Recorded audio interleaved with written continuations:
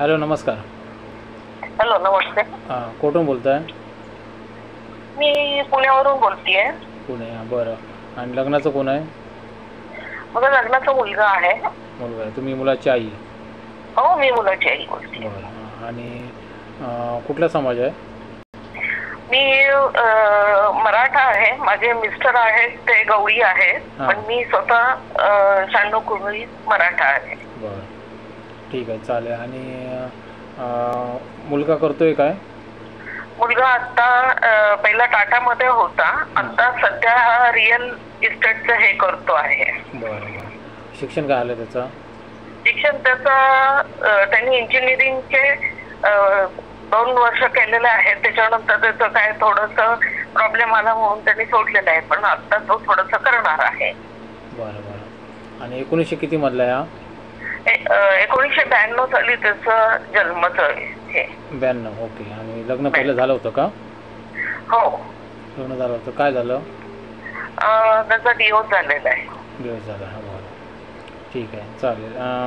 Paper वगैरे okay आहेत? हो, पेपर वगैरे ओके. ठीक आहे, ठीक आहे. बरं. ती जी मुलगी, बोला बोला. हां, ती जी मुलगी आहे ती आमच्याकडे काय आलीच नाही. जे बाहेर देशामध्ये गेली, आम्ही बोललो पण ती काय येऊ शकलेली नाही. बरोबर.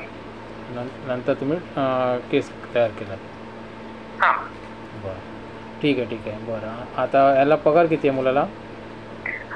साधारण एक, म्हणजे आता धंदा आहे म्हटल्यानंतर कधी जास्त आहे तर कधी म्हणजे 5, कधी 1च्या वरतीच आहे, म्हणजे जवळजवळ. आणि आमचं घर पण आहे. घर जिथं आहे तिथं आमचे भाडेकरू पण आहेत. म्हणजे 12 रूम्स आमच्या आहेत आणि 12 रूम आहे. आणि बाकीच्या ठिकाणी पण आम्ही फ्लॅट वगैरे हे आहे. तिकडचं पण आम्हाला income source, other income source आहे. बरं. तरी भाड्याचं किती पैसे येतात अंदाजे? तरी 1 पर्यंत येतात. 1 लाख भाड्याचे? 1 लाख. 1 लाख. हो. बरं. आणि मुलाचं वैयक्तिक उत्पन्न किती होतं? साधारण 1च्या पुढंच होतं. ते 1च्या पुढे, म्हणजे 2 लाख इन्कम झालं? हो हो. बरं. आणि ठीक आहे, चालेल. मग समाज कुठला? मराठा? मराठा. बरं. 96 कुळी मराठा. 96 कुळी मराठा. तुम्ही मूळ पुण्याचेच की? काय? मूळ गाव पुणेच की? हो, पुण्याचे. पुणे. सासू सासरेच आहे ते आमचं कोल्हापूर आहे. हां हां हां. आणि पुण्यामध्ये जमीन पण घेतलात काहीतरी? हो, पुण्यामध्ये आमची जमीन आहे, दौंडला आहे. बिगबाच्या इथं आम्ही घेतलेलं आहे फार्म हाऊस साठी. आता तिथं चाललेलं आहे आमचं. आणि आता इथं देहू रोडच्या इथे पण कानाला पण घेतलेली आहे. तसं म्हणजे छोट्या छोट्या गोष्टी हे करून ठेवलेल्या आहेत आता. त्यांनीच घेतलेले आहेत. म्हणजे ते आमच्या इन्कम मध्ये आमचं घर आणि प्लस त्यांनी फ्लॅट वगैरे आता घेतलेला आहे दुसरीकडे पण. बरोबर बरोबर. बरं. आता आई वडील काय करायचे मुलाचे? माझे वडील हे पती आहेत ते तर एक्सपायर झालेले आहेत 2000 मध्ये. आणि म्हणजे शिक्षण तो लहानच होता. सासूबाई आणि मी, आम्ही दोघी जणी होतो. आणि तो लहान असताना म्हणजे वारले. त्याच्यामुळे मी तर जॉब करत होते. मी साखर संकुलन मध्ये होते.